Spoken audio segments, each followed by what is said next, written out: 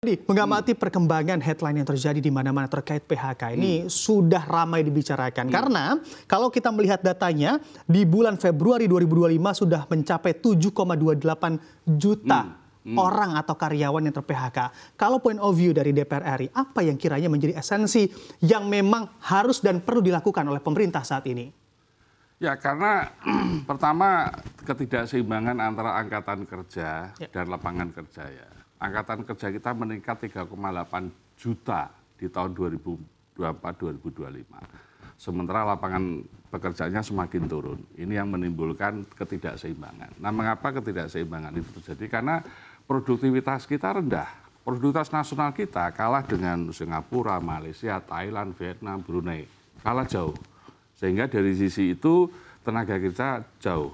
Yang kedua, kita paham betul bahwa tenaga kerja kita itu pendidikannya 53% SMP ke bawah dengan tingkat keterampilan yang rendah. Ini yang menyebabkan daya saing tenaga kerja kita rendah. Nah, sementara di saat seperti ini, persaingan global seperti ini, perusahaan-perusahaan membutuhkan tenaga kerja yang siap, yang punya keterampilan tinggi. Maka apalagi tambah perang dagang Amerika Cina, belum lagi digitalisasi, belum lagi robotik, belum lagi penggunaan teknologi.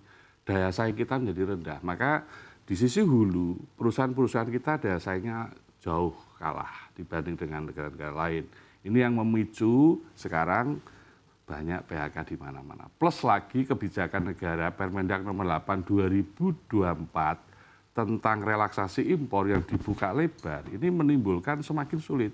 Barang luar negeri masuk, mengganggu kita, daya saing kita kalah, perusahaan garmen banyak yang tutup, PHK naik. Itu pasti terjadi. Maka mau tidak mau kalau kita ingin merubah secara fundamental, kami mendorong pemerintah untuk ekosistem tenaga kerja kita perbaiki. Dimulai dari mana? Pendidikan. Yang kedua, pelatihan. Yang ketiga, sertifikasi. Ini yang keempat, magang dan lain-lain. Ini ekosistem yang harus dibangun, tidak bisa instan. Jadi bicara soal PHK ini nggak bisa instan. Maka pendidikan kita, pendidikan vokasi yang dulu pernah dicanangkan, mereka lulus, maka kemudian harus ditambah dengan sertifikasi. Bahkan sertifikasinya harus kalau bisa mulai masuk sertifikasi internasional. Mereka lalu punya pengalaman magang, siap antara dunia industri dengan SDM kita itu nyambung gitu loh. Kalau nggak nyambung ya susah. Kan banyak orang kuliah, tapi antara pendidikan dengan dunia kerjanya nggak nyambung. Akibatnya apa? Ya nggak siap mereka ketika punya pendidikan tinggi tapi kompetensinya tidak sesuai dengan dunia kerja. Ini yang mengakibatkan mereka menjadi tidak connect.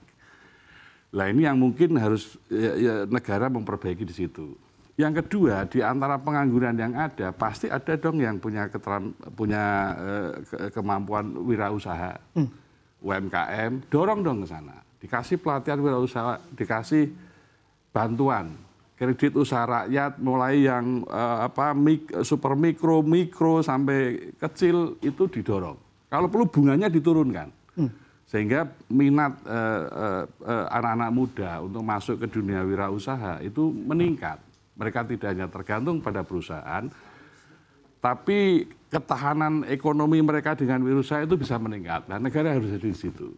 Maka ini kami selalu mendorong agar anak-anak muda masuk ke wilayah itu. Karena negara semakin anak-anak muda yang masuk ke ranah wirausaha, itu tingkat kemandiriannya akan tinggi. Nah, yang seterusnya tentu investasi padat karya. Kita harus support. Karena mereka memiliki jumlah tenaga kerja yang banyak. Garmen yang punya resiko PHK. Ini harus kita support. Apa supportnya? Pemerintah bantu dong. Misalnya suku bunganya, misalnya kemudian perizinannya, misalnya subsidi energinya. Sehingga saat ini yang mereka terdepresi, ada support pemerintah ke situ untuk mencegah agar perusahaan-perusahaan padat karya ini tidak tutup, mencegah PHK. Nah, ini beberapa hal yang kita harus lakukan. Nah, kami di Komisi 9 ya harus memperkuat regulasi itu. Nah, kan kita sudah paham betul bahwa Undang-Undang Cipta Kerja mengamanatkan undang-undang ketenagakerjaan dikeluarkan.